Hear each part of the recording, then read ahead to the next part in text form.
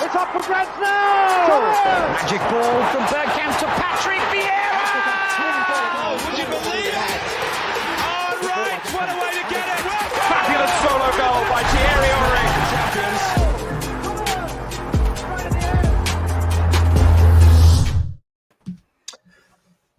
Good evening, everybody. Very, very warm welcome to the Arsenal Lounge. I hope that you're all having a wonderful evening wherever you are. Sadly, I think Lev, he's either running late or he may not be able to join us. So it's us three. And before we start the show, as I've been doing for a while now, my thoughts and prayers to people of Iran and everybody who's lost loved ones there. Tom, how are you? You good? Yeah, to be honest, I've had a pretty hellish day, but no, it's yeah. I was at the game on Sunday, and the train ride there and back has absolutely broken me. Like, I'm a broken man. I'm not going to lie. It's been awful. The train ride. What, to Leeds? It's mainly back from Leeds. Like, it was a case of the train before the train we were supposed to get got cancelled. So you've got 2 train loads worth of people onto one. So it's like sardines in like this one carriage.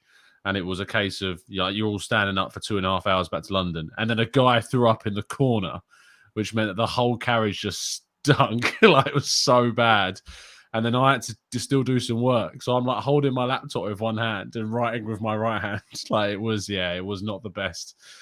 And it's it's just broken me, unfortunately. I hope I'm glad to see you in better surroundings now. Ever since this guy got press box access and all these prawn sandwiches, he's become a right little softie. There's been no prawn sandwiches, trust me. Old, you would have been doing that no problem, rugged, ready to deal with that. And now he's such a little diva. Now he's running with the like top dogs. Honestly, yeah. No Moh, how are you, man? You good? Well, it's nice to have you back. Thank you very much. I was driving. Do you want to tell us how your trip was and all the good things that has come out of it, and how much money you guys managed to raise, and just how was your trip in general? Trip was absolutely amazing. I was driving a rickshaw around roads in remote villages in Pakistan, and I'm not broken, but a train journey. Look at that. Unbelievable. Look, fair play to what you did, but a train breaks me. Like, a rickshaw, no chance. No chance. No, do you know what? It was absolutely fantastic. Raised loads and loads of money for charity, and had an amazing experience, like unbelievable fun. And the charity that I did it with, Muslim charity, they're doing this again next year. So if anyone's watching and thinks, you know what, they just want a random experience that is just like gonna just completely over deliver, this is the one, man. It's just unbelievable fun, and a good thing to do as well. Saw like this charity, they built houses for people that are had their houses completely ruined and taken away by the floods, at a cost of, guess how much per house? £750. It's crazy. And I actually met some of the beneficiaries of these houses and was speaking to them, and it was lovely to see, because anyone that's ever moved into a new house, and especially a new build home, the excitement of that first day in the home and everything, and seeing it get ready, it's weird to think that that's exactly what they're going through. But it's such a humble home, obviously £750, but the excitement is exactly the same. So yeah, really lovely to see. And there was another experience where there were loads of children who had to walk 45 minutes to school, 45 minutes back every single day. And the charity had bought loads of bicycles for them. And these kids, their faces, when they were wheeling these bikes out to go home, they were absolutely buzzing. It looked like it was the best day of their lives. And when you see stuff like that, how heartwarming that is. It's just lovely. It just kind of touches the heart. You feel bad because you're kind of there as an observer, and you almost feel like you don't want this to be in any form of entertainment, for you, but you can't help but watch and just be like, over the moon looking at it all. So yeah, it was really, really nice. Good. I'm glad that that you managed to do some good, as always. I know personally that you do a lot of charity work and a lot of awareness work. So it's well done. Fair play to you for doing another one. Right, let's get going with some football. let's briefly go through the game and your thoughts, and then we go into particulars of it later on. Tom, you were at the game. What was your observations of the game? Well, as I say, the game was interesting when it finally got going, because there was a 40-minute delay for kickoff, which, in the ground genuinely was bizarre. It was one of the most bizarre things I've ever witnessed. The kind of, as I said on the show this morning, like the lights kind of just flickered above us for like a second, and then we lost Wi-Fi, and the screens went in front of us, and everything just kind of died for about 2 seconds, and then just flashed back into life. And we were just like, thought nothing of it, just like a little glitch, like no problem at all, everything's back, Wi-Fi was back. But then the game stops, and obviously VAR shorted, goal line technology stopped, and they have to reboot that. Like they basically start up these systems like hours before kickoff, because they take so long to start up, basically. And we basically got the guy that like looks after the press people came around and started giving us updates like, it's all sorted. We're now rebooting it. It's going to take half an hour to reboot. And obviously what frustrated me was that there's not the same kind of communication to the fans. Like the fans were told over the tannoy about 5 minutes after that there'd been a power cut and that they were endeavouring to fix this as soon as possible. Obviously, I was doing the minute by minute, so I was typing in kind of what I was being told. So anyone that was on the blog knew exactly what was happening. But those in the ground that didn't have internet access, because what it's like in the stadium, you can't use your internet because everyone's on it.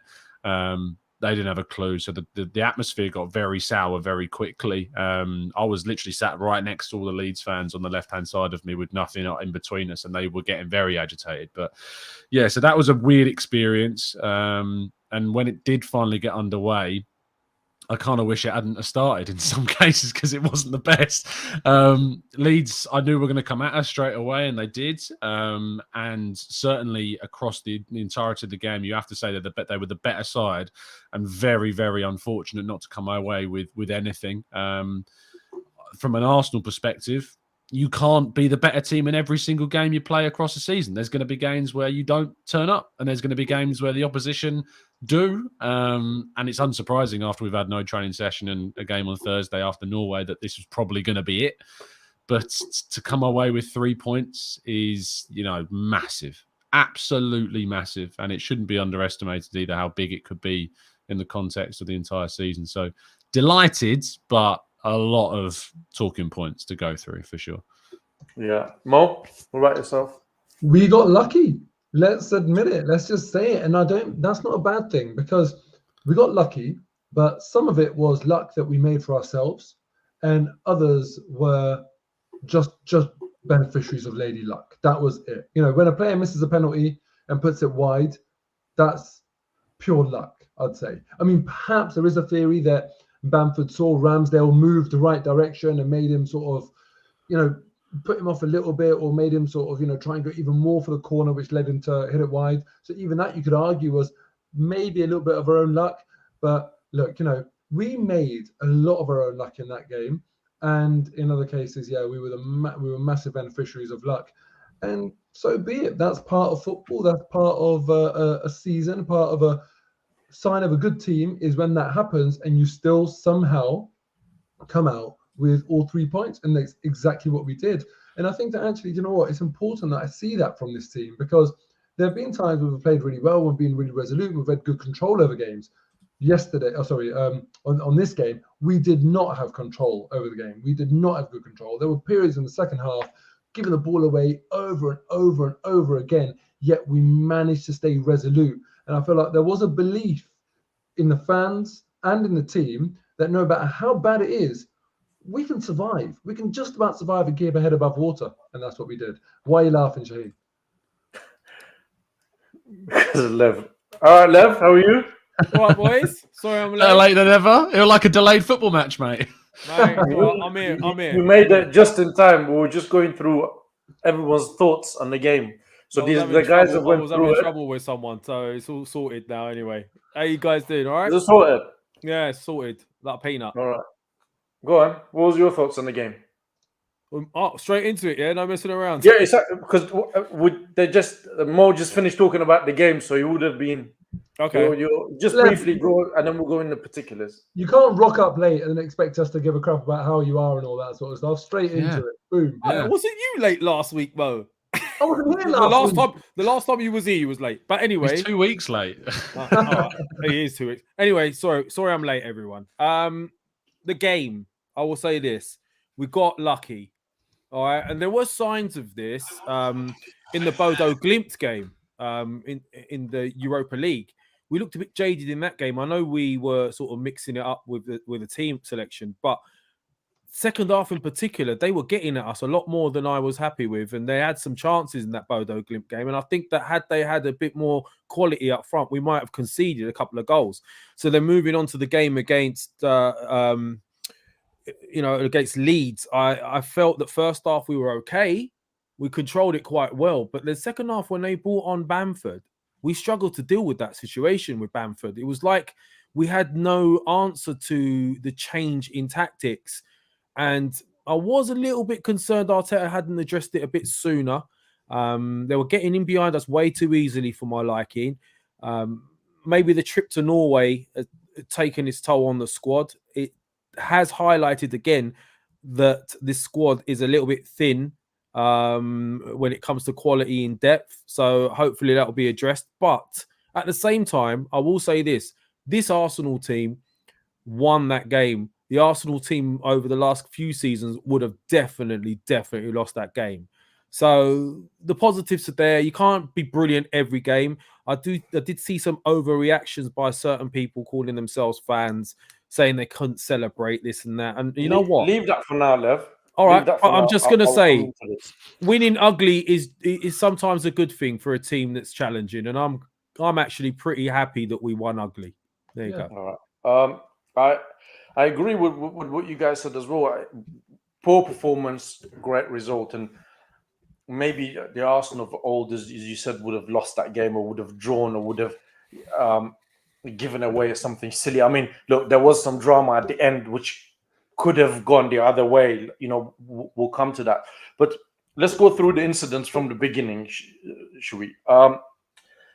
Is it a bit worrying that we depend so much on technology that if the system is not up and running, game can't go on? I heard a point that was raised that it's because it has to be a fair and a level playing field for everybody. For instance, if the VAR was not turned, for example, was not on, and then Gabriel would have got sent off and would have considered a penalty, and let's say Arsenal missed out on the top four or a title by a point, people would have gone back on this game and said, that's why, this is not fair. This is that. We deserve to be the other way. We need to be in the top four or winning the league. I understood that point, but I still think it was a bit of over-reliance on technology, really. And Tom, you're spot on that this was not communicated to the fans. And it was not. I was watching a game on one of these websites, should we say, that we can stream it on. No, you could be so much more like. It was not on TV. Yeah, it was not on TV as well, which is surprising. So nothing was said. So that was the first incident, and what would have done from a player's point of view? 40 minutes delay, the game started, and then going off. And Tom, you were there, so I'll start with you. I'll cover the 2 points. I'll start with the delay. I actually think the delay helps Arsenal more than it does Leeds, personally. I think that Leeds go into a game thinking that they're going to go up against a team that are tired, shattered, come off the back of that Norway game, and they're going to get into them fast. And they did get into us fast from the off. Ben White kicks the ball out within the first minute. We're under pressure straight away, and it's affected us. So if anything, it kind of breaks up the mindset of the Leeds players a bit to get into us quickly. And actually, the first half was a bit more balanced, certainly far more balanced than the second. We created opportunities for ourselves. Leeds also had chances. But I think that the actual break did lean more in Arsenal's favour than it did Leeds' upon reflection. Now I've had the chance to think back to it. The second point about us relying on VAR, we didn't score our goal with the help of VAR. We they were given a penalty with the help of VAR. It wasn't initially given by the officials.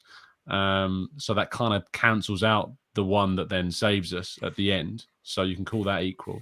So I really don't think that we lent on VAR to get the 3 points personally. I think certainly it's contributed to the result, but I think that our goal doesn't come from the benefit of VAR at all. And I think that the penalty that they were given also is given to them with the benefit of VAR because they go and review Saliba's handball, which wasn't in the instance given. Also, I think their penalty, there was a phase of play that there was a player offsides that also wasn't given by the officials. Yeah. Now, I've seen explanations to suggest that that was a phase before the phase that then led to the penalty. But to be honest, it was in such a short space of time for me still that it absolutely should contribute. And I've seen goals ruled out for far earlier instances. I think there was a Liverpool Man City game where a goal was ruled out for like something that happened 40 odd seconds before the goal. Yeah. So Fabinho foul, wasn't it? Yeah, I think it was Fabinho. You're right.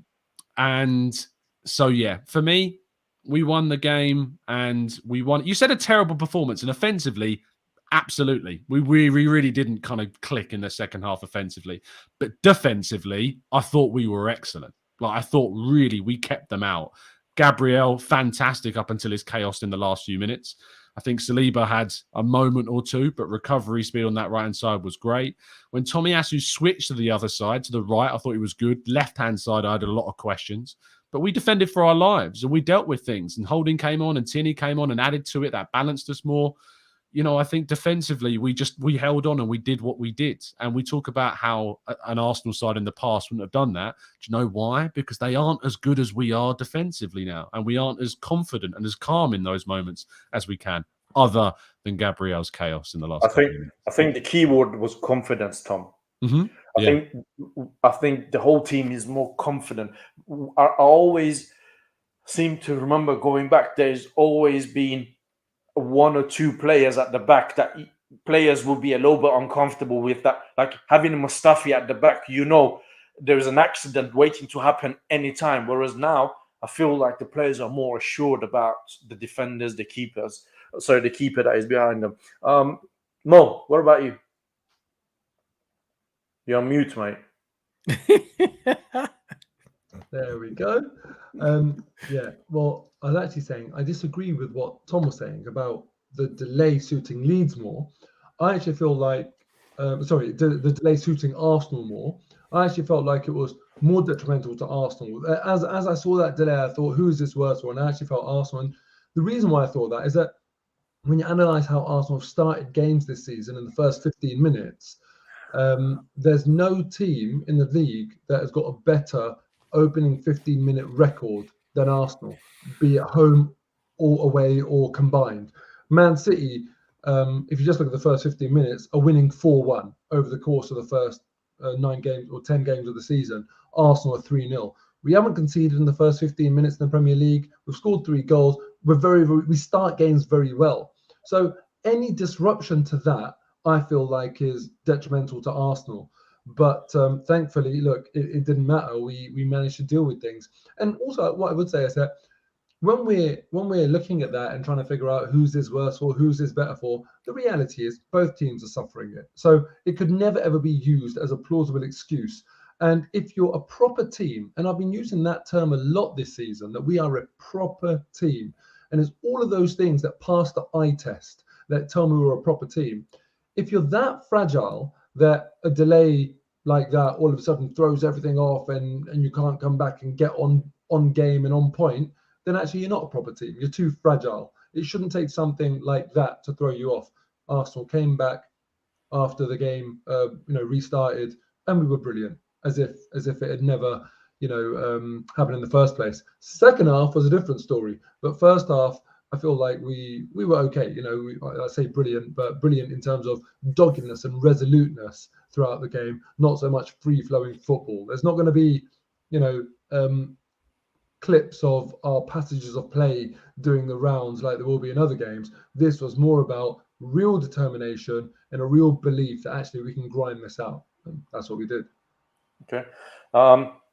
Guys, Please make sure you hit the like. Thank you, obviously, for being here and watching us. As Harvey has pointed out correctly, there's only 27 and get it to 100, lads. Please make sure you subscribe to Arsenal Lounge, the Guna Talk TV, and Moh Tom's channel. And their names are tagged in the description. Tom helped me this morning to do this for the first time. And I get a phone call at what was it? 9 in the morning. Yeah, there was I see there's a bit of a bromance going on the chats as well with Tom and Brandon. Hey, look, you got to say fair play to Brandon because Brandon's someone I was surprised that he said that. And Brandon has been very critical of Arteta. And to be fair to him, you got to say fair play to someone that holds their hand up and say, you know what? At this thing, I might be wrong about him, and fair play to what he's doing. So, it takes a big person to do that. You flip-flop, Brandon. And that's the reason why people don't do it. Yeah, exactly. That was tongue-in-cheek, by the way. We do always say, fans, we all change our minds. We do. Yeah. That's We fine. have to. Before I come to Lev, can you please, everybody in a chat, first hit the like and then let us know where you're watching from. And if you're watching this on a replay, make sure you put on the comments which part of the world you are and you're watching us. Lev, what's your thoughts on this delay and the reliance on technology? I agree with Mo. I think the delay would have probably played more on our minds. We have a tendency to start quite quick. We have started quite quick over the season. I don't know. I mean, it's hard to say really who it would have affected more so, but at the same time, you can see how much reliance there is on technology now. Because let's be honest, a lot of those decisions, the final decision, had we gone on and played without the technology, that final decision wouldn't have been rubbed off. They would have had that penalty and they would have scored. And that was a poor decision, really, because if you looked at it, all right, Gabriel did lash out, but he was clearly pushed in the back. And another thing I will say is Bamford made a real meal of that, because when you look at it in slow-mo, he didn't even catch him. So I know we're going to come to that. All right, but look, about the delay at the beginning. Oh, you're not talking about VAR in general then? No. I'm just talking about the delay at the beginning and the reliance on technology. Well, the reliance on technology was clear to show for obvious reasons, which we're going to go into in a little bit. But what I will say is I'm glad we did wait for it. And that's all I'm going to say on the mail. And can I just ask you guys one thing on this, right? The Premier League, everyone is held to such incredibly high standards. Yeah. So let's look at the Liverpool-Man City game. Massive error by that led to the goal that Salah scored. Criticism. Pep's tactics. Criticism. If Gabriel had given away a penalty, he'd come under huge amounts of criticism. Rodrigo, for that pass that led to our goal, he gets criticised. Now, there's so much criticism, so much riding on it, such high standards. Referees get it when they make mistakes, and they often do. So why is there not that same criticism for the fact that we've got this technology and it's an absolute farce? We're looking at like a circus of free holding the ball, putting it back and forth, past the post. It's like a bit of a circus. I've just come back from holiday in a country that has regular power cuts, right? And people have generators to, survive where there's power outages. Is it acceptable that the Premier League, in all of its glory, best league in the world, all of that stuff, doesn't have a backup system, doesn't have any sort of insurance in place to deal with something like this? Yeah, I was wondering. Being too harsh? No, I was wondering the same thing, Mo. Like in these sort of circumstances, surely you got to have a backup system somewhere. I mean, it depends on what it was. If it was the electrics of the stadium, then that's one issue that really is very difficult to counter, I guess. But if it was the equipment, then you'd like to think equipment-wise, they would have had backup. I don't know exactly what went on. We were told that it was rebooting, so that's what we were told why it took so long. What was rebooting? The equipment the VAR and the goal line technology takes a long time to reboot, and that's what we were told. So Tom, do you think that's a good enough sort of reason, or should they have concurrent systems running that another one can kick in straight away? Yeah, I mean, it's a fair point. The question I would ask is, I don't know if that's feasible. Like I don't know what the logistics are, because I don't know how big of an operation having one system of VAR and goal line technology is. So that if every ground of the Premier League in the country had to have two systems in place, so that if on the off chance, and if we're real, this is the first time this has happened, if that happens, there is one that kicks in. But didn't we have a game earlier on this? It wasn't the Liverpool game. There a thing about VAR wasn't in place in the first minute, and that's why Saka's supposed offside was overlooked in that goal. Do you remember? Did you see anything about that? I remember hearing. I heard something, but yeah, me too. But I didn't really go into it that much. Moving on from the technical side of Elland Road into the first incident of the game, which I feel was the handball of William Saliba. I went from Tom, Moh, Lev, so I'll go the other way around. Lev, was that a handball? Was that something you give as a handball? I would say the rule is your hand is unnatural position. But if you're jumping, what are you supposed to do with your hand? No.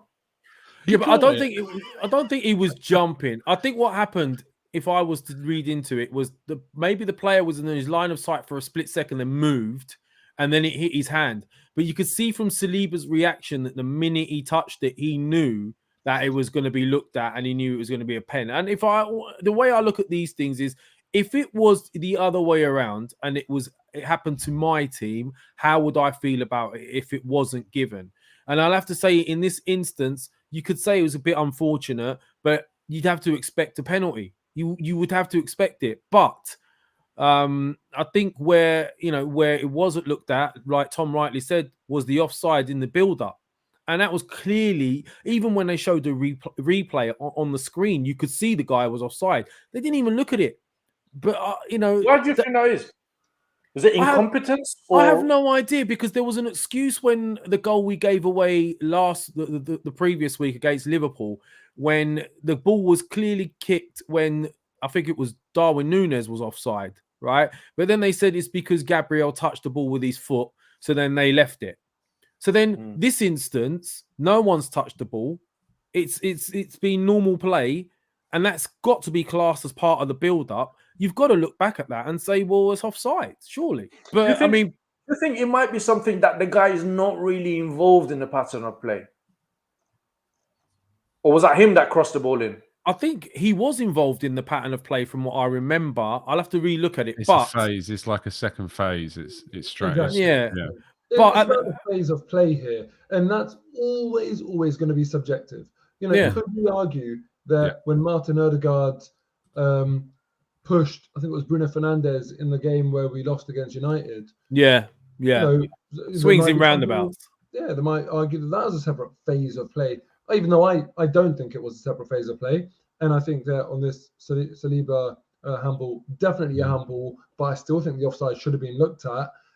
I guess different people reach different answers on this. Dale Johnson, who does the ESPN column every Monday on all the VAR decisions, says there was also an offside in the offence of the build-up play against Christensen. While it's clear the player was in an offside position, which was missed by the assistant, Tierney, who's Paul Tierney to go on VAR, judged that the Arsenal defence had reset when Leeds recycled the ball back out around the penalty box. When the attacking phase has ended on a possible offside, will always be subjective. And on another day, a different VAR may judge this to be the same phase. But the Premier League did make it clear at the start of the season that VAR wouldn't go too far back to penalise an offence. That's what he wrote. Isn't that part of the problem with this whole thing at the moment, though? There's too many grey areas. You might get one decision one week and another. That though, Lev. Yeah, I guess there's so much that's subjective, isn't there? Like, we can talk about the handball, or we can talk about what should really constitute an offside, because there's people that want to change it to be daylight. Some people want to change it so you don't have like toenails it should be like clear and obvious. And then you have the whole thing of what's a deliberate handball. There's so much of football that's subjective. We're always going to have these arguments. I think VAR is definitely a good thing, in my opinion, to exist. It's just the application of it. And I think that the common sense that sometimes goes missing, and most key, I think the consistency of the officials using it is so off sometimes that it just ruins what a good thing can be. Cameras don't lie, do they, at the end of the day? Yeah, I agree. Let's go forward to the goal we scored. I think, look, I didn't, at the beginning, I thought it was a side net. And then I realized he's gone in, and it was a very, very good finish. And I must say, it was a very, very good pass by Martin Odegaard that put him in. So, and a great finish. And we're 1-0 up. against Leeds away. Good start after being, I would say, maybe against run of play to a certain extent. What you guys' thoughts on the goal and the pass through by Martin Odegaard? I'll start with Tom. I think it's brilliant. After obviously we reclaim possession, I think Rodrigo is. I know what he's trying to do. He's clearly under pressure. He's facing his own goal and he's tried to switch the play, but he's just completely misjudged it. Mad ball, yeah. It's completely misjudged it. But Saka does brilliantly to win the first duel to get possession. It's not like it drops at his feet and he's all alone. He has to win the ball. It falls to Odegaard, who, of all of our offensive players, had the best game alongside, I think, Martinelli. Odegaard creates the two biggest chances we have in the game, and both of them should be goals. Jesus should score the first one, and Saka, who has a much harder chance, finishes it with his weak foot so brilliantly in a position where he really needs to improve that time. It's ironic because he had exactly the same kind of chance against Bodo Glimt, and he completely just wildly flashed with his right foot at it with no control, and it just spurned off wide. In this game, Saka's finish was sublime. And in those games, you get those small amount of chances and you have to take them. And I think on this podcast, we've been a little bit critical of Saka's start to the season, but now I think he's level on goals with Jesus for the season, and he's got 4 assists, which is the second most in the Premier League. So, if anything, this first 10 games and Europa League, he's done very well. That's right. Moving on a bit, second half, Mo. Completely different game, and we find ourselves on the defensive side of things more than the first half, and Leeds just keep coming at us. Bamford had a couple of opportunities that a better striker would have put them away. Would it be fair to put down the level of performance on second half a little bit down to away game that we had on Thursday, coming back, traveling to Leeds? Because there are players at the end of the day, they're entitled to feel tired or feel affected by all of these traveling. Or is that an excuse and that should never have happened? It's a tough one because I think it probably did play a part. It's not uncommon, is it, that you get that European hangover going all the way to Norway and stuff. It's not exactly around the corner. So, yeah, I think it did play a part. But I don't think it was, I don't think I'd attribute the drop-off in performance solely to that. There were so many occasions where simple kind of like 10-yard passes were being mishit, overhit, that sort of thing, that I feel like physically, I'd expect for a Europa League hangover, it to manifest itself physically in the performance, not in terms of the simple ball playing elements. But actually, I think physically we went toe-to-toe with Leeds and we were really resolute in our effort, in our defending, in our physicality. Saka and Martinelli both helping out, the defence doing what they needed to do. So I think, it did affect them, but I also think it was just a poor second half from Arsenal on the ball. And, that's going to happen sometimes. I don't think we need to stress about it too much or read into it too much. It's been a lot of football, but so be it. We came through it. That's just the main thing. And Lev touched on this earlier about people kind of minimizing the result. Actually, I think this is very, very pleasing to me, this result, because just one thing I want to stress here. What happened to Rodrigo when he played that ball? That doesn't happen without any sort of context around it. If Rodrigo was having a nice day, if he was having a nice kickabout with the boys, like Arsenal used to let their opposition have a nice kickabout with the boys, and he wasn't feeling like, man, every single time I get the ball, there's someone on me. Like I never get time, I never get space. If it wasn't for all of that stress that he was put under, all that pressure that he was put under, he would never have played that pass. He would have got the ball under control, tried to turn and spin. But it's only because of Arsenal doing all the right things, the intensity, the pressure that we're putting them under. That's why he doesn't want that ball. That's why when he gets that ball back to goal, he wants to get rid of it ASAP. So that's another part of that conversation I was having earlier about making your own luck and getting lucky. When Rodrigo played that ball, people might look at that and say, Arsenal got lucky because it was a silly pass. No, Arsenal didn't get lucky. We made our own luck there because we made him uncomfortable on the ball. So Agreed. all of that stuff tells me that actually Arsenal are very well conditioned, and we did really, really well physically. But yes, there will be elements of that Europa League. Lev, Yes. I know you discussed. You touched on this a bit earlier as well. The last talking point of the game, the red card that got rescinded, right? The minute it happened, the second rather it happened, the first thing that came to my mind was that Patrick Vieira and Ruud van Nistelrooy incident at Old Trafford. That was very similar. very, very similar to that. I would even go as far as saying there was a carbon copy of that, because Bamford was not hit. I don't know what Gabriel was doing kicking out. He acted like he was hit, though, didn't he? Brilliant bit of acting. Sniper. He got hit It by a wasn't sniper hit. from somewhere. I mean, look, this is what happened. He pretended that he was hit, so he went down, started banging, and then he got up straight away. Yeah. And started that. So if you're hit by studs, you will stay down, my friend. I've been hit by a stud. I know the pain. So he got up straight away, started having it out with Gabriel. And ref comes in. He speaks to the lino. So at this point, they think Gabriel was kicked out, sends him off, gives a penalty. Let's stop it. No, actually, let me talk through it, and then I'll come back so all three of you all of us can discuss it. He goes and sees on a replay, comes back and sees that actually this is not what they thought it would be. So he cancels the red card, but gives him a yellow and no penalty. So then I'm scratching my head thinking, so then what's the yellow for? If you're giving him a yellow, that means he's committed an offense, which is in the box, and that will result in a penalty. And if you're taking away the red, then why are you giving him the yellow? If nothing is up. It's defined as unsportsmanlike behaviour, Shaheen. That's what it's defined as in the rules. That's why. But clearly, for me, it was violent. I don't know, man. Yeah, it is violent. No, it is. But then based on what you said, that you should give away a penalty. No, because Bamford fouls him first. Exactly. So that negates the next phase. If you foul someone first, then if it was given, then that would never have happened. Is the whole philosophy behind it? Then obviously, listen, I'm going to say this.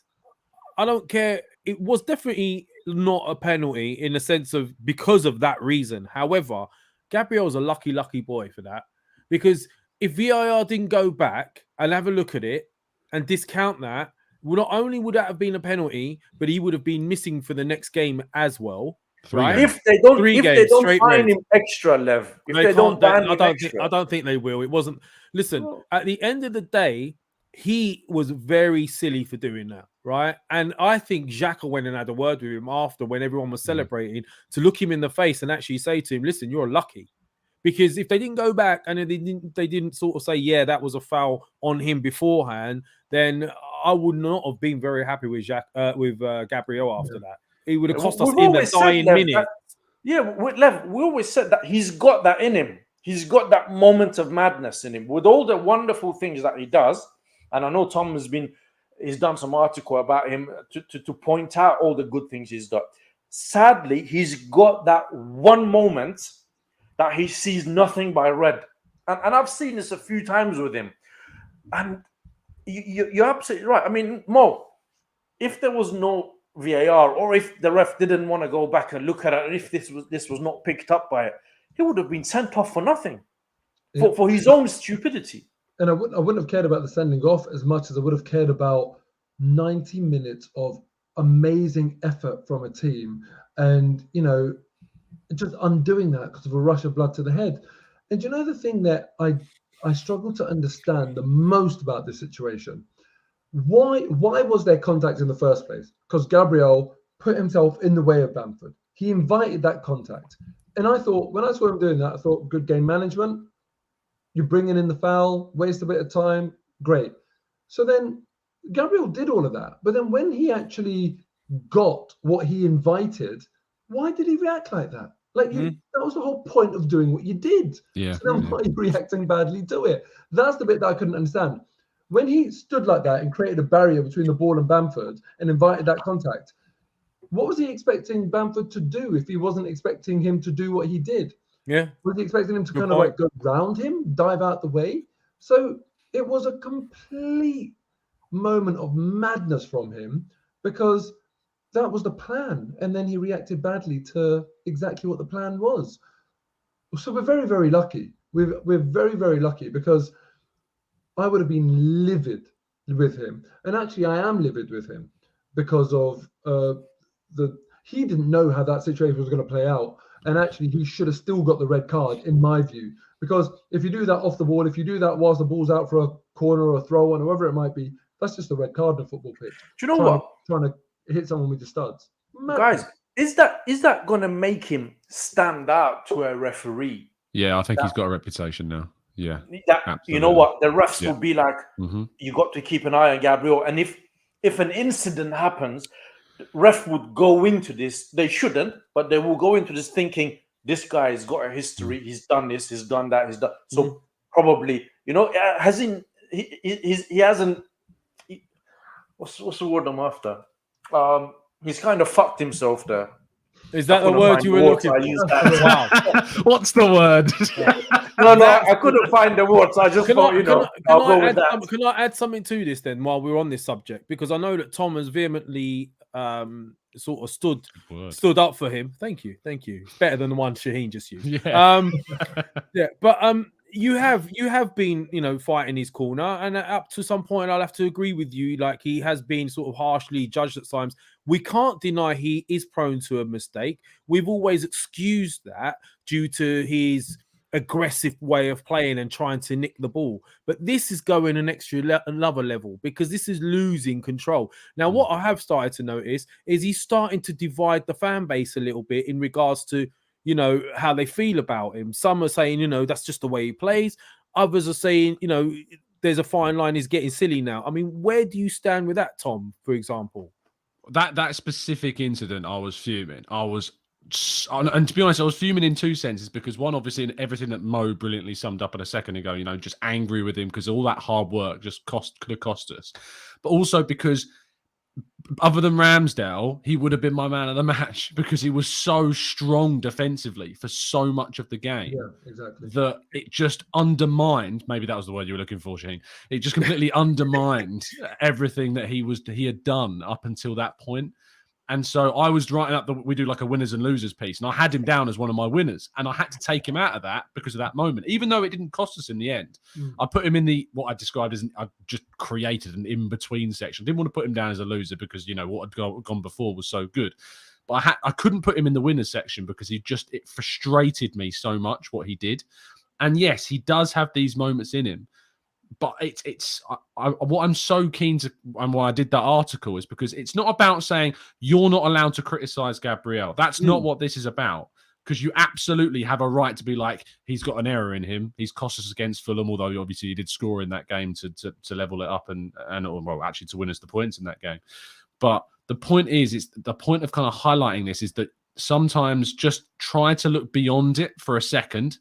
See everything else in his game that is so good. Because if he can eradicate those errors, he could genuinely be one of the top centre-backs in the country. That's why he's beating Van Dijk and Romero and Saliba and Koulibaly in so many different areas across this season already, statistically.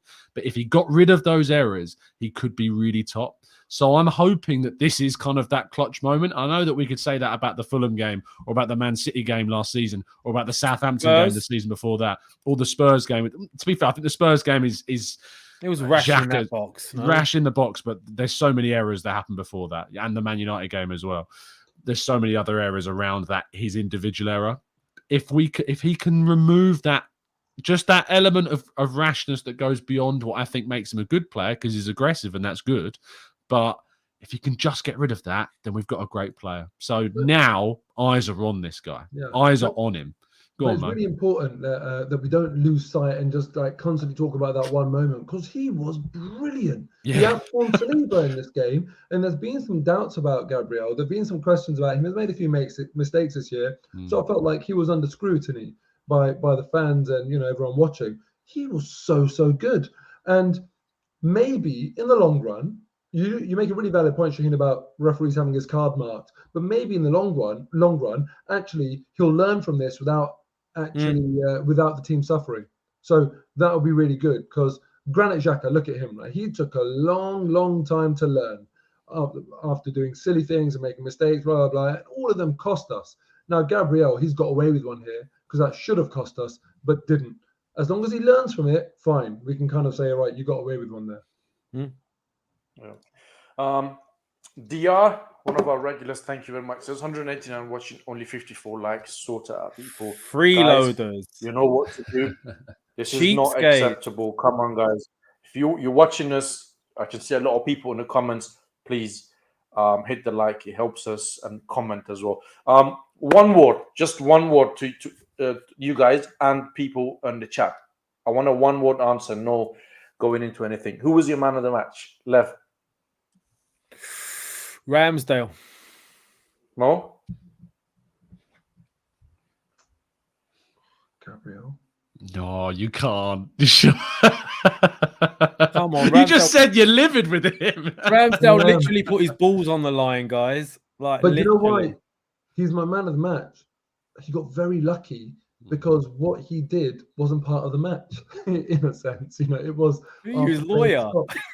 Look, you know what? And look, I'm picking him because I don't like. That was what? How many seconds of many seconds in the game, right? It was like 3 seconds, and for 90 minutes or 89 minutes and 57 seconds, he was absolutely faultless. So it has to be that. I don't want that to take away from what was maybe his best performance of the season. I was kind of hoping for a one-word answer, but I'll take Gabriel as that, right? Well, I said that, and then Tom messed up. It's all my fault. It's classic. All right. Yeah. So, Tom? To give you the long answer, Ramsdale, absolutely. So Yeah. I'm with Mo on this one. I think Gabriel. I'm fair play, Shaheen. Okay. Respect. Strange one. Apart Anyway. from that moment of madness. We've just been slating him for 10 minutes and he gets man of the match. No, listen. Mo is right. Ooh. The game is 90 minutes. In this case, it was about 99 minutes because of all the the extra time added on, etc. And we're talking about 5 seconds after that he was stupid and he got away with it. Apart from that, it was solid. By the way, Shaheen, very quickly as well, I really don't think Tomiyasu as an inverted fullback worked this time around. This game, it's important. But I think it took a lot away from Martinelli. When you're getting shut down very quickly and it's not your natural foot, you're prone to make mistakes. I don't know about that one again. He struggled. I really want to. I wanted to discuss this fullback situation, but if we have time, we'll go into it. So, game finished. Oh no! We got away with 3 I can points. see where this is going. Right? I don't know anything. And I come on Twitter just to see what's happening, and I'm not mentioning any names, right? I come across a few tweets. One in particular says, "I can't find myself celebrating this," and I'm thinking that I don't know any Arsenal fan. Arsenal fan is the key here, right? That would turn around and say, I'm not going to celebrate an Arsenal win regardless. I know a lot of people who would turn around and say, oh, we got away with one. But to turn around and say, I'm not going to celebrate a win. And I'm going to give you my opinion. You don't have to agree with it or, and it's just my opinion, not anybody who's on the panel here. There are some people that I find look for traction, look for attention, and they do come out with things sometimes that they know in that moment will get attention and will get traction. Give me names. I think Hold on, Shaheen I'm is not fair. finished. If we're Hold on, going I'm to not talk about it, you might as well look. It was Jess who does the Football Terrace wrote the tweet. No, Yes, it was. Just be honest about it. That's I've seen quite a few. She was one of them as well. But I saw Okay. quite Who was few the other ones tweet as well. then? Who was the name one other tweet? I said at the beginning, I'm not going to. Oh, he has proper to chucked be you fair, under the bus here, to be Shaheen. fair, there was quite a few people I who love that, replied Tom. to her and told her that, oh, this, that, the other. But I'm just addressing this generally, right? And I just think there is no need after a game for you to come out and say that publicly on Twitter if you're looking for other reasons of the attention or traction. My view, there's a lot of people, and you know, if you're talking about Jess has learned from the best, and that's Terry from Football Terraces. So, yeah, well, I've said that a few times. That he's quite, no, listen, fair play to him. He's very good at it, and it works for him. It's just my opinion, and Lev, I'll come to you. Oh yeah, on that note. No, because you talked about it earlier, and I said to you, leave it. I'll come back to you. He's just throwing him under the bus. No. When he was talking about it, he said, No. All right, if I may, Tom.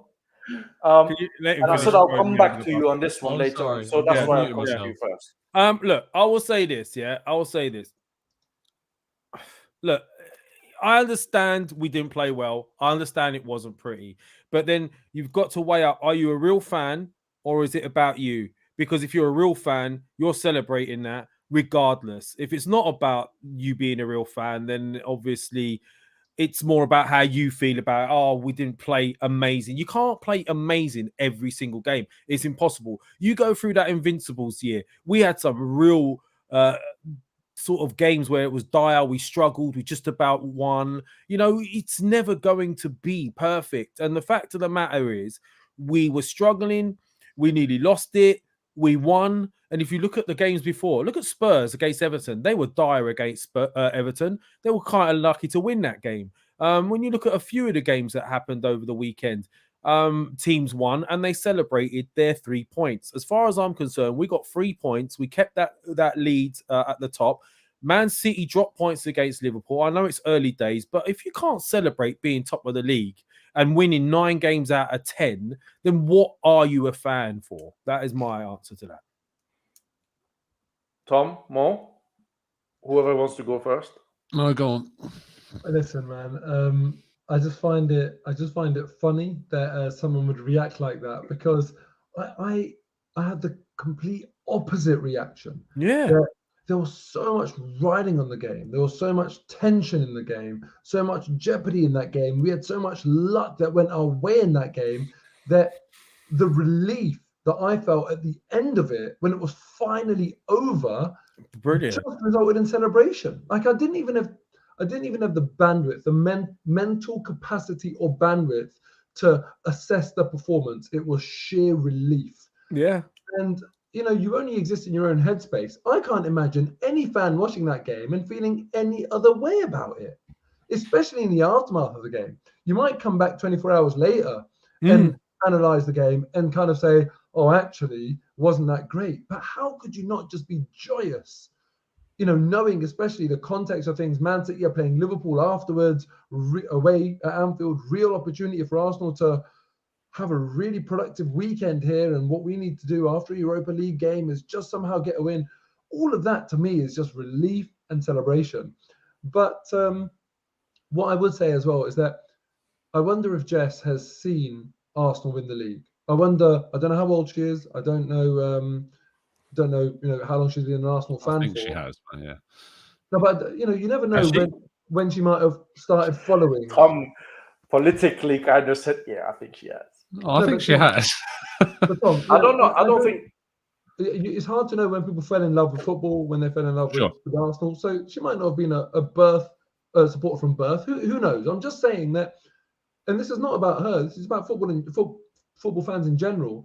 An experienced football fan that has seen their team win a league celebrates games like this, in my opinion, because at the end of the season, when you look at those key games, those pivotal weekends, this felt like one of them.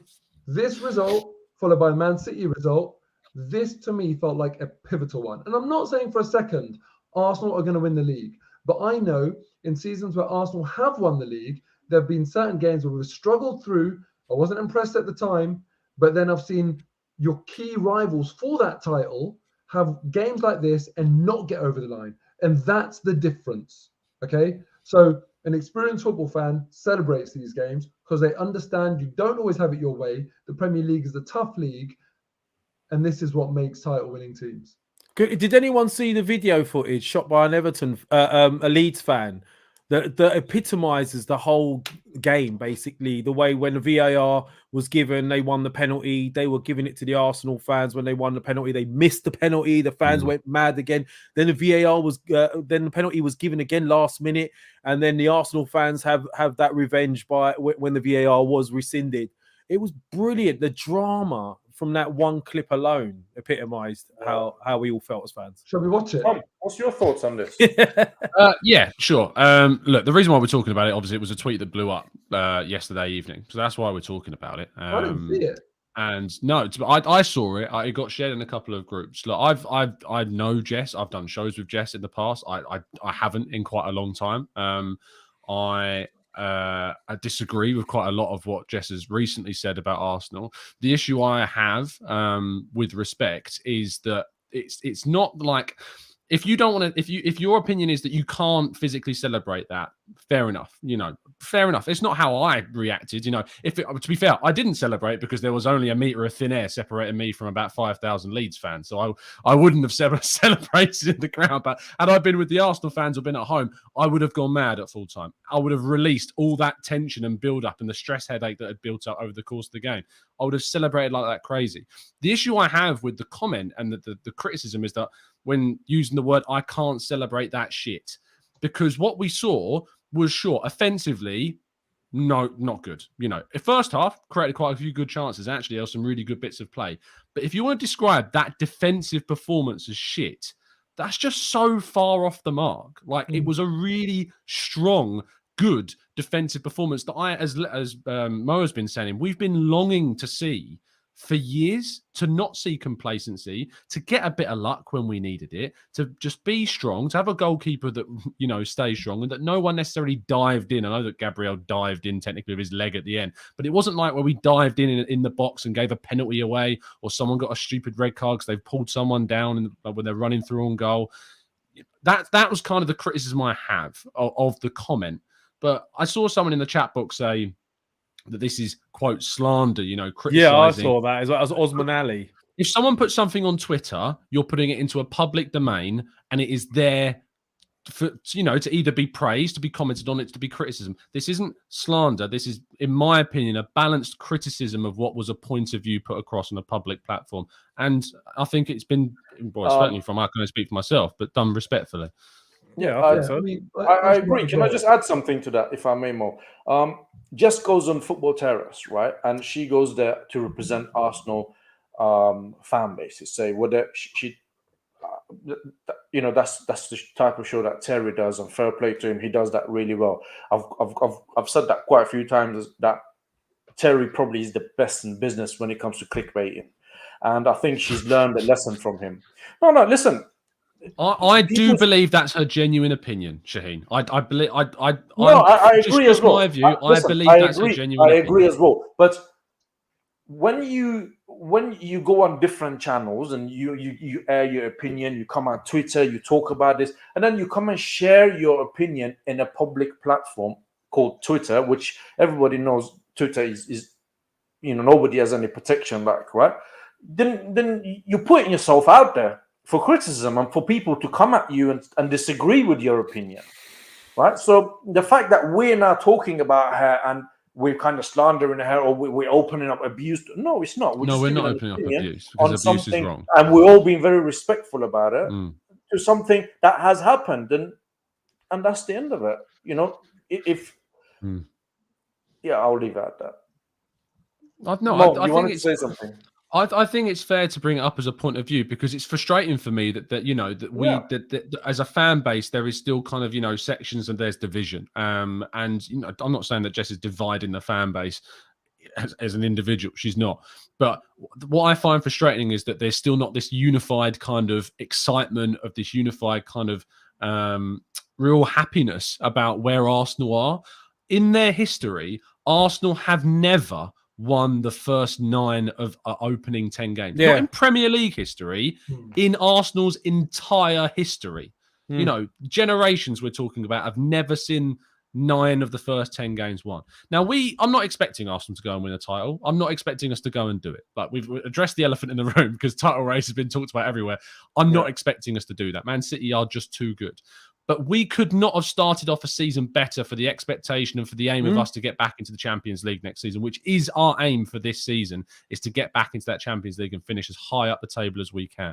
And it's great. And I think the way that we've started the season is fantastic. And I think that you can't dominate every single game. It's not possible. And so when you have a game like this, if you can come out with 3 points, that is something to celebrate. And that's something that I think we should all do. And after the roller coaster of the game, Tom, when the game finishes, Mo said, the first thing that comes to your mind is that.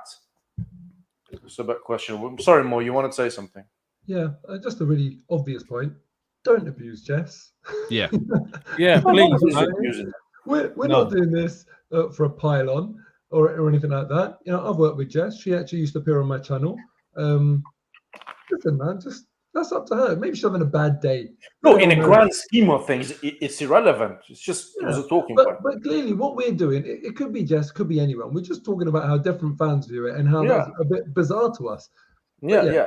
Just so it's on the record, on this podcast, don't go and be nasty to someone. Of course not. No, listen, everyone is entitled to their opinion. Everyone's entitled to their opinion, but we're also venting our opinion. But that doesn't mean that anyone should be chastised or hounded or whatever for their opinion. And there were a lot of people that did that. In fairness to that, she did. She got a lot of stick for it as well. But listen, if you're going to give stick to anyone, if you're going to be nasty to anyone, make it Shaheem, because he still doesn't rate Martin Odegaard. I'll tell you what, Mo, I've given him praise in the last 2 games. I can't do this. I can't do it. I always get confused. Oh dear. I've given him praise for that. But listen, moving on from that, because as I said, on the grand scheme of things, it's insignificant and irrelevant. Talking about predictions. Can you get the super chat on?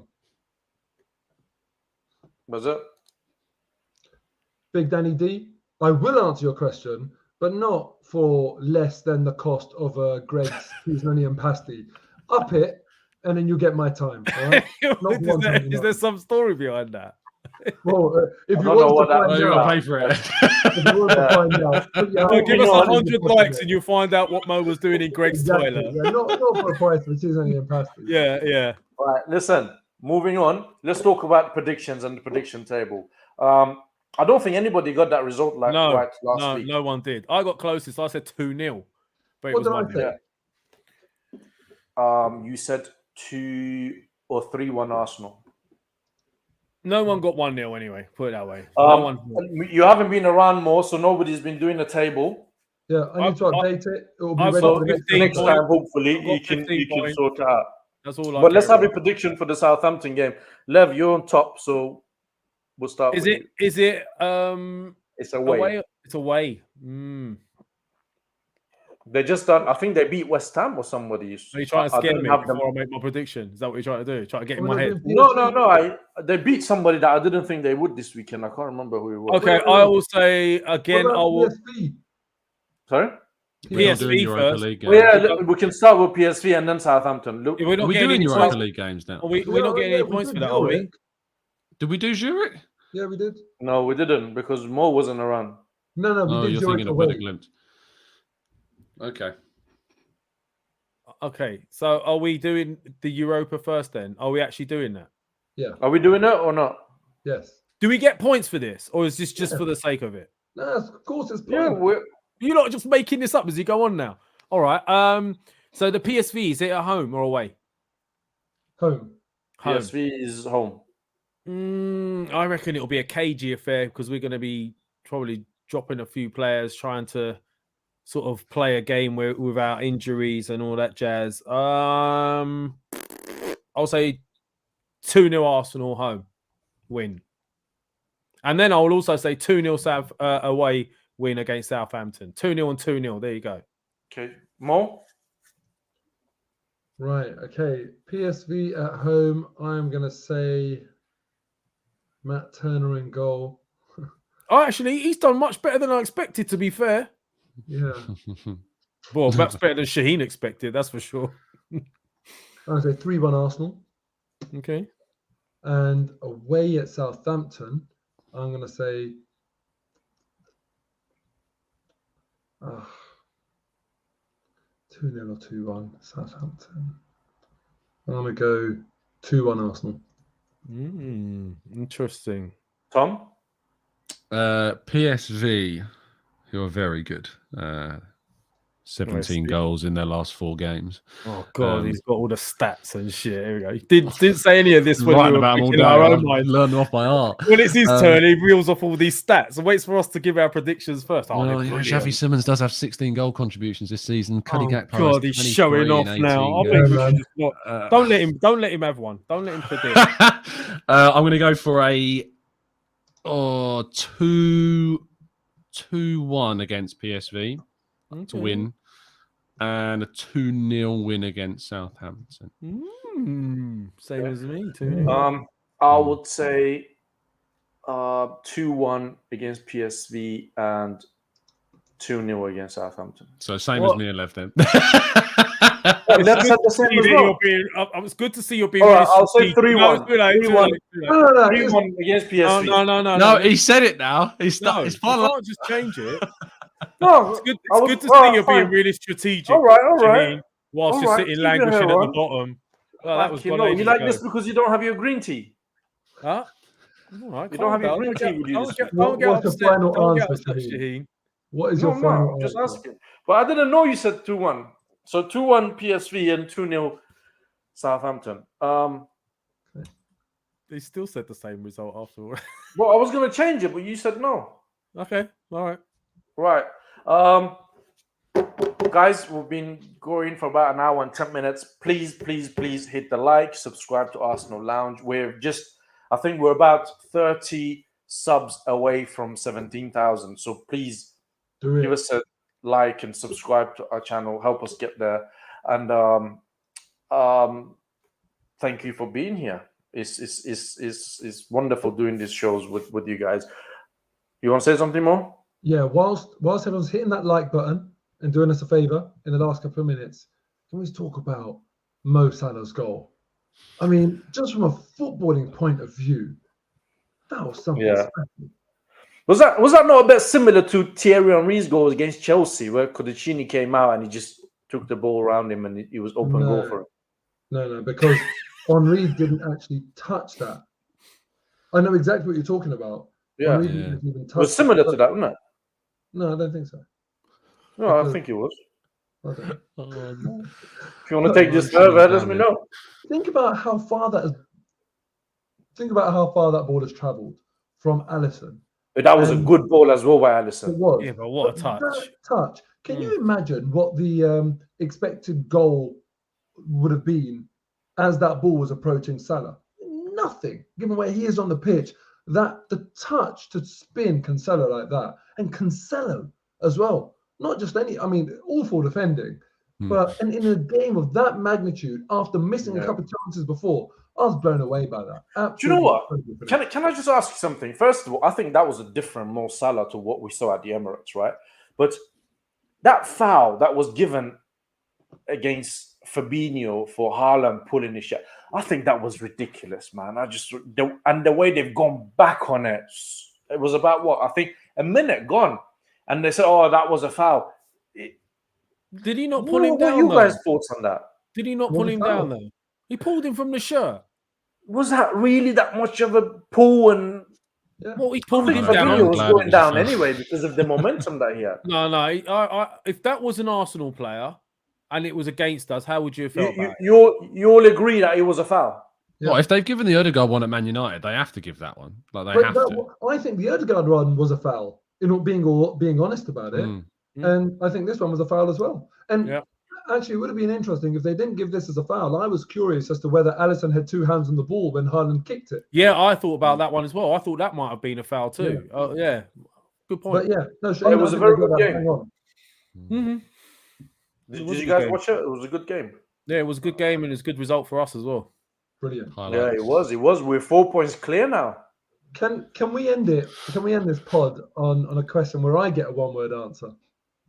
Go on. I'll start with you, Tom. Are Arsenal title contenders? No. Oh, I love that. No. Not even contenders, Tom. You said one word. We're not contenders till we're within touching distance in like April. I'll say we're title challengers then. That's one word. So Tom, if Arsenal are Oh, you contenders- say one word and then you keep asking questions and that. Fine. No, go on. Well, no, go on. You go. You two go first, and I'll come back. I to don't Tom. think we're title contenders either. That's Okay. not one word, is Yeah. it? Potentially. Oh, good one Good, there. good choice. Tell me this then. He's not great with words, though, to be fair. No. Oh, I come up with a foreign advert brilliant one today, from Tom. the Oxford Dictionary earlier on. Tell me this. Look, we all agree Man City are title contenders. Yeah. Mm. Other than them, who else in the Premier League are title contenders? I don't think anyone's on their level, and I don't think they have a contender. Are you basically asking who's going to finish top I three? think we're the second best No. team in the league right I'm now. asking that. Yeah. I'm saying, so right Good now, answer. all of us just think it's only Man City. No one's even in contention to challenge them. for the No, title. no. I I hope I'm think, wrong, and I hope it's us. But I just don't think across a whole 38 game season that we can compete with that, unless we do a madness in January and we're still above them. If we bring in like 2 quality players in midfield and attack in January, and we've still got that 4-point buffer, which I think is a big ask considering we've got Chelsea coming up, and with 3 out of our 4 games are away, to still have that 4-point gap. They have a very easy run of away games. as well, Tom. They've got a very easy run of games up to the World Cup, Man City. They've got They've like got quite a Brighton at hard one home, after, Leicester. though. They've got Brighton at home, Leicester away. They've got there's one other. They've got 2 other teams that just are not at it at all, but they will beat. So I just think they're on a different platform. They were already better than us before this season because of the depth alone. And now they've added the best. I thought what Klopp said ahead of the game was spot on. I thought he was absolutely on the money with his criticism of City and the kind of the everything about it. So yeah, I'd love to say we are, Mo. I really would. But I just look at them and just think across a 38 game season, I just can't see it. But I Do you desperately think we're hope I'm title wrong. contenders more? I don't want to answer the question. No, Oh, is it now? Is it now? When do we actually say we are, though? As I say, if we're within touching distance of City come April, I'll say, yeah, you know what? We've challenged for a title this year. They've got a tough run in after the World Cup. Sorry, man. Yeah. We're title contenders when Jess says we're title contenders. Go on, Jess. Say we That's are. when we're title contenders. That's what I'm waiting for. We're getting called cowards here for not. All right. How many of you in the chat box think we're winning the title? Come on, Arsenal Manic. Are we winning the title? Pat William, are we winning the title? Come on, put your Ramsdales where your mouth is. Come on. No, No, but no, Mo, why are you not?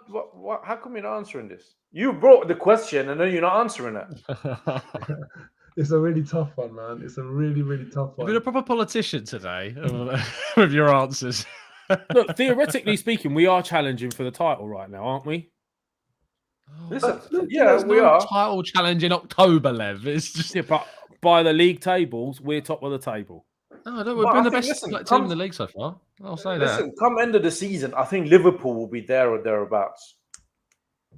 Do you think Mikel Arteta and the players, do you think people inside Arsenal think that actually we might be able to do this year? No, I genuinely think that Arteta is instilling the mentality of focus on the next game, and that's how he's always spoken about it, and that's what he will continue. I'll be to keep surprised it if he's grounded. telling the players we can win the title. I'll be honest with you. When I think it was in the All or Nothing series when we got to episode 5 or 6, so you're thinking around March, April time, and he said, I think we could do something special, as in qualify for the Champions League in a season where everyone wrote us off.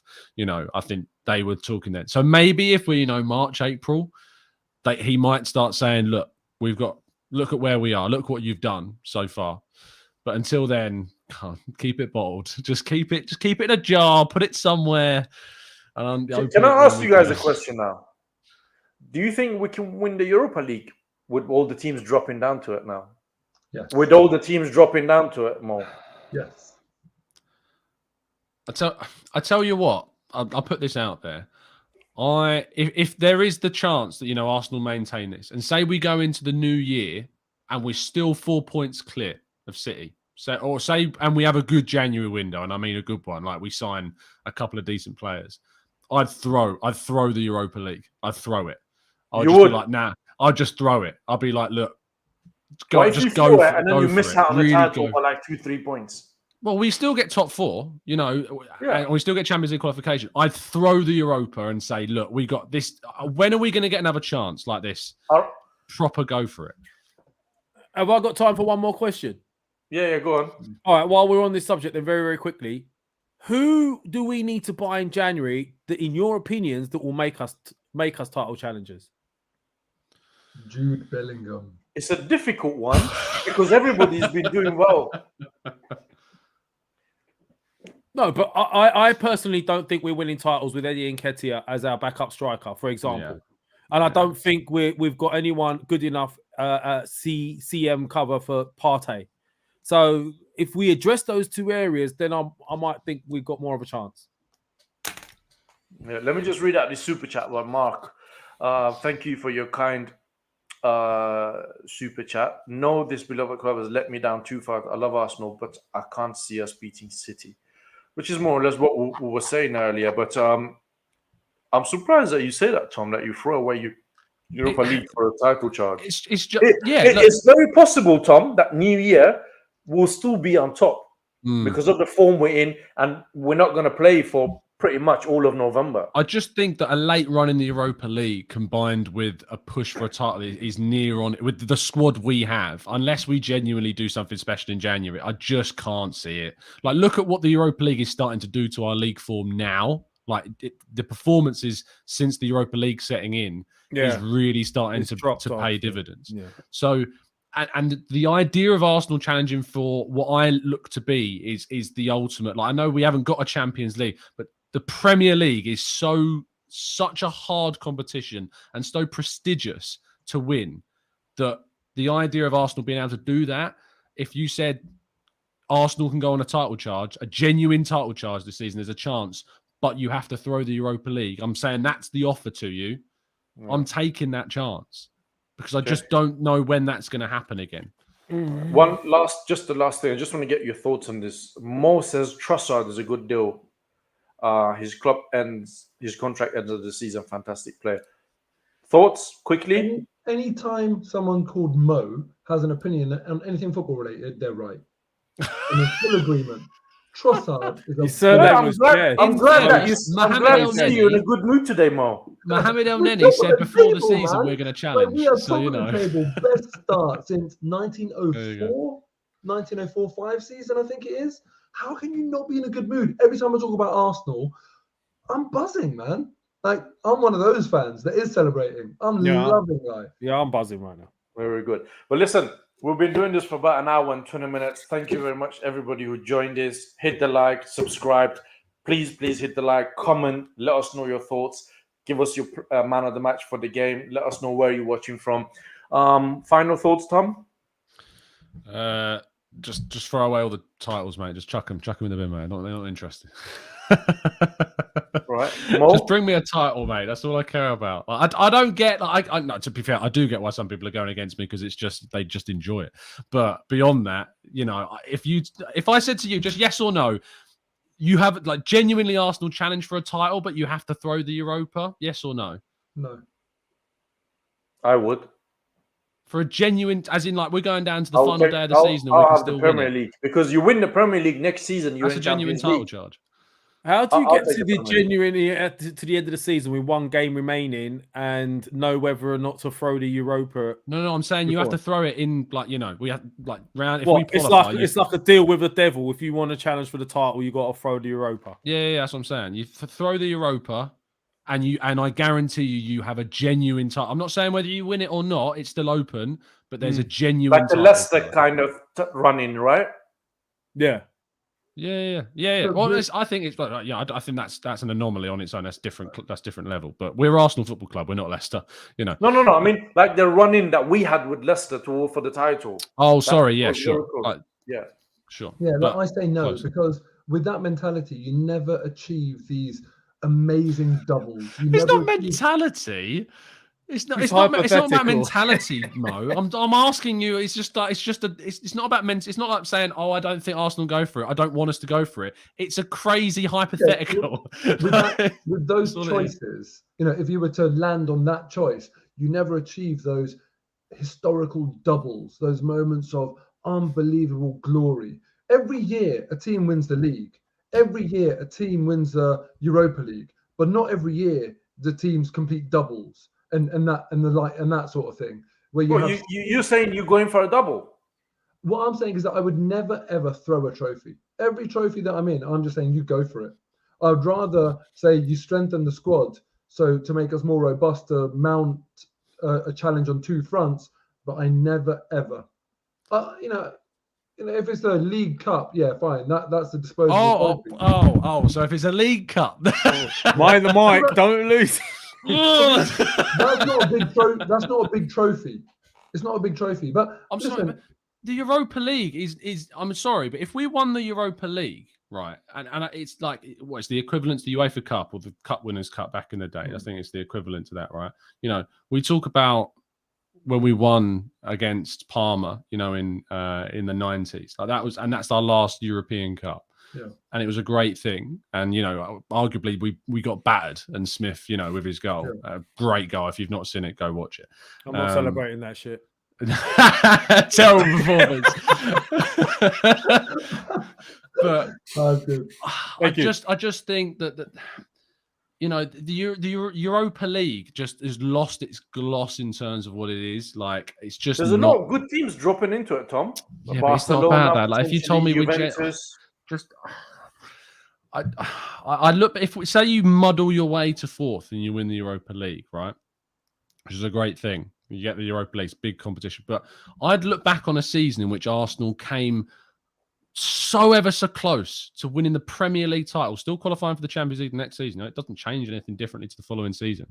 And I'd look at that and go, wow, that is an incredible statement of progress. An incredible statement of progress. Not as incredible as winning the Europa League and the Premier League. Do you guys know? I'm not going to disagree with that, obviously. Do you not realise that you've been arguing for 10 minutes about something that's hypothetical? No, that was supposed to be Tom's final thoughts. But listen, quick one. Last time we were in Europa League final, who did we play? Quickly, one word. Was it Chelsea? Yeah. No. Yeah, it was. Anyone? Tom? Sorry, what was the question? When was the last time Europa League final? Who did we play? Chelsea, and we lost. What about the one before that? Galatasaray. Yeah.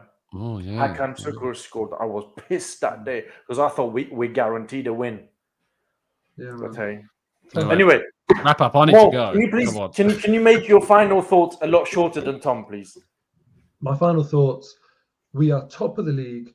We are making history at Arsenal Football Club with this start to the season. Enjoy every minute, because you never know when this is going to end, right? So appreciate it, and let's hope we can maintain it and achieve something special this year.